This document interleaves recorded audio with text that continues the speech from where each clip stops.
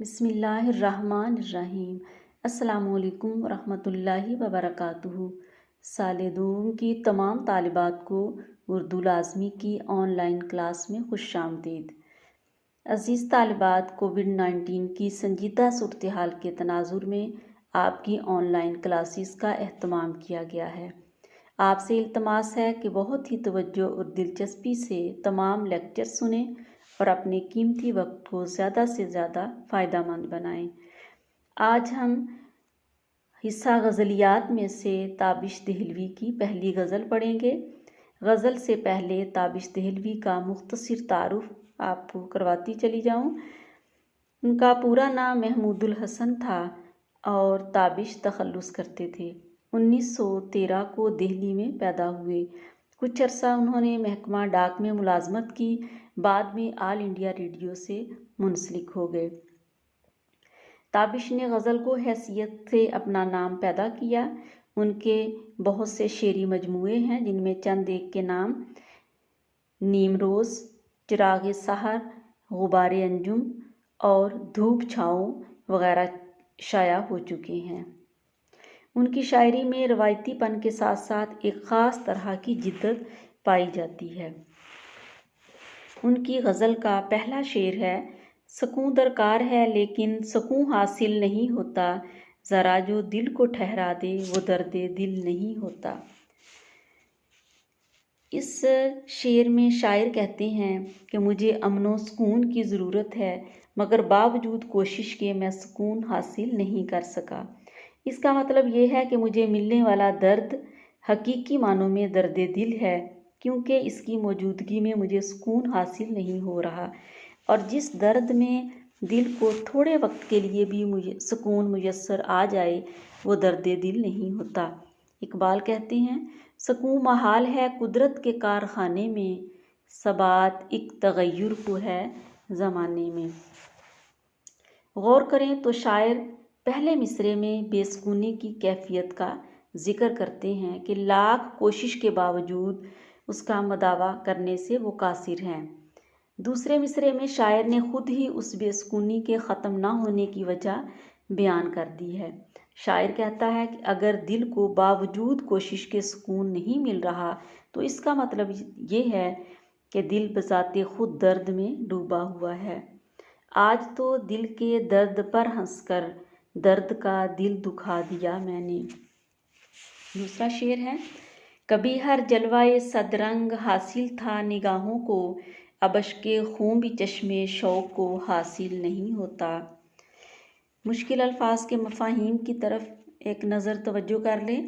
کبھی ایک وقت تھا، جلوہ نظارہ صد رنگ سو رنگ، اور چشم شوق چاہت والی آنکھ حاصل نہیں، میسر نہیں۔ یہ غزل کا روایتی شعر ہے جس میں شاعر نے اپنے حالات زار کا رونا رویا ہے۔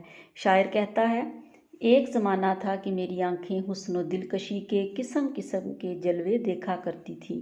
میں کبھی ان آنکھوں سے محبوب کا سو سو رنگوں سے دیدار کرتا تھا، لیکن اب میری آنکھیں ایسی تاریکی میں ڈوب گئی ہیں کہ رنگا رنگ کے جلوے تو ایک طرف، انہیں خون سے مزین آنسو بھی دیکھنا نصیب نہیں۔ ایک شاعر کا کہنا ہے: میں نے چاہا تھا کہ اشکوں کا تماشا دیکھوں، اور آنکھوں کا خزانہ تھا کہ خالی نکلا۔ تیسرا شعر ہے: ہر ایک کار تمنا پر یہ مجبوری یہ مختاری، مجھے آسان نہیں ہوتا تجھے مشکل نہیں ہوتا۔ کار کام کو کہتے ہیں، تمنا خواہش، اور مجبوری کسی کام کو کرنے پر مجبور ہونا، مختاری کسی کام کو کرنے کا اختیار حاصل ہونا۔ اس شعر میں شاعر نے انتہائی منفرد انداز میں عاشق کی بے بسی اور محبوب کے اختیار کے تضاد کو اجاگر کیا ہے۔ شاعر کہتا ہے کہ عاشق ہمیشہ محبوب کے وصل کا طلبگار رہتا ہے، جبکہ محبوب اپنے سچے عاشق کی التجاؤں اور تمناؤں کو ٹھکرا دیتا ہے۔ چنانچہ عاشق ہمیشہ اپنے محبوب کی نظر عنایت کا منتظر رہتا ہے، پھر اس کے بعد کبھی لوٹ کر نہیں آیا، وفا کے رنگ نظر میں اتارنے نہیں آیا۔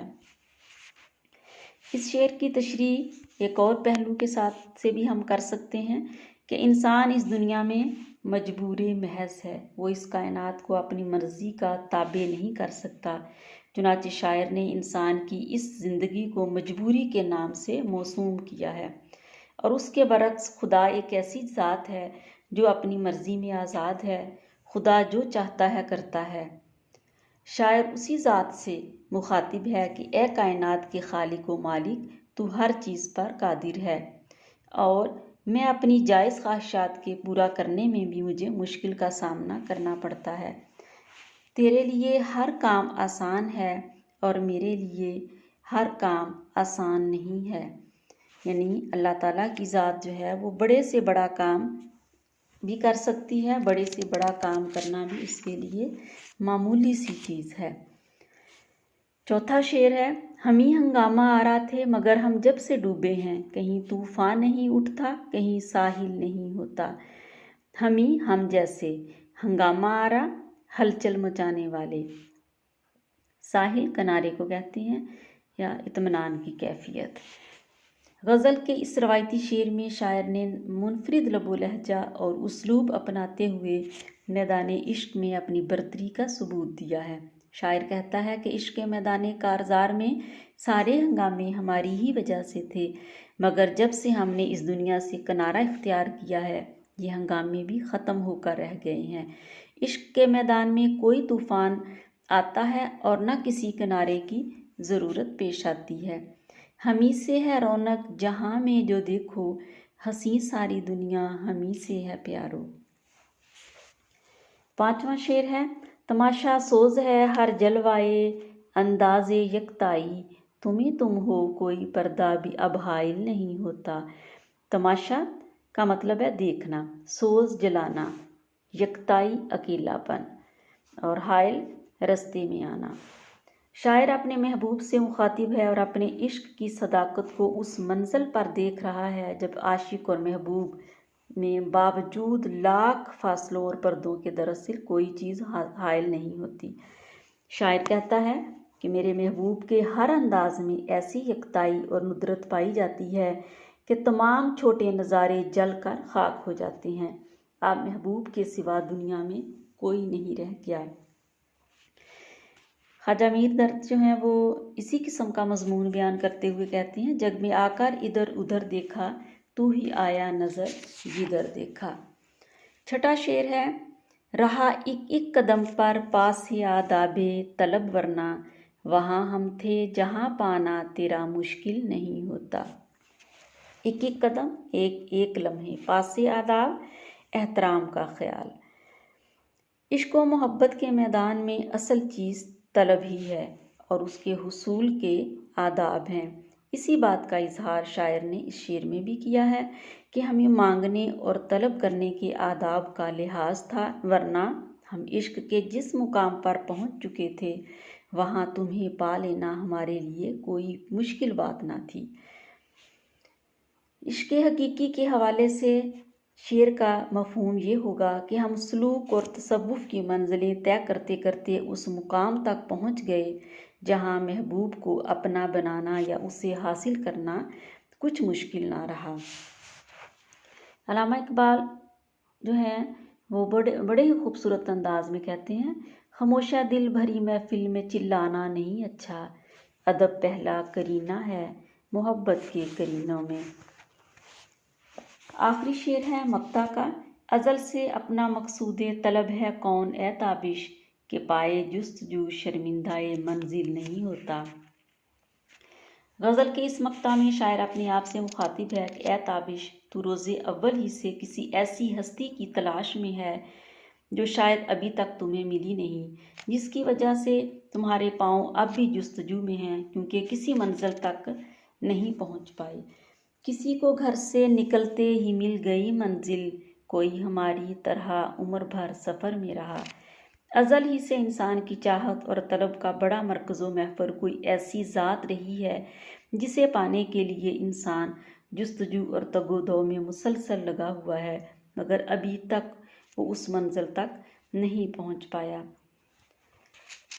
شاعر نے جس مقصد کا شعر میں ذکر کیا ہے وہ دنیاوی مقصد نہیں، کیونکہ اس کی تگ و دو میں انسان روز ازل سے ہے اور تاحال اسے یہ نصیب نہیں ہو سکا، جب تک کہ اس کی کوششیں ابھی تک جاری ہیں۔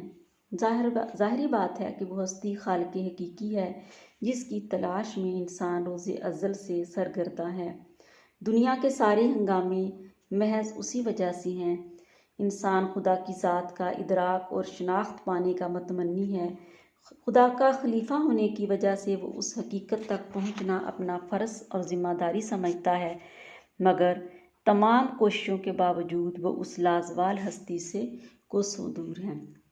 عزیز طالبات، ایک اہم بات آپ کی گوش گزار کرنی ہے کہ مقطع کا شعر چونکہ پیپر میں نہیں آتا، اس لیے آپ نے اسے صرف سمجھ لینا ہے اور باقی غزل جو ہے وہ اچھے طریقے سے آپ نے یاد کرنی ہے۔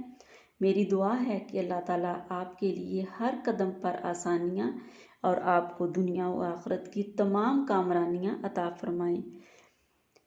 نماز باقاعدگی سے پڑھیں اور اپنے لیے، اپنے ملک کے لیے، اپنے والدین اور اساتذہ کے لیے جو ہے وہ دعائیں جاری رکھیں۔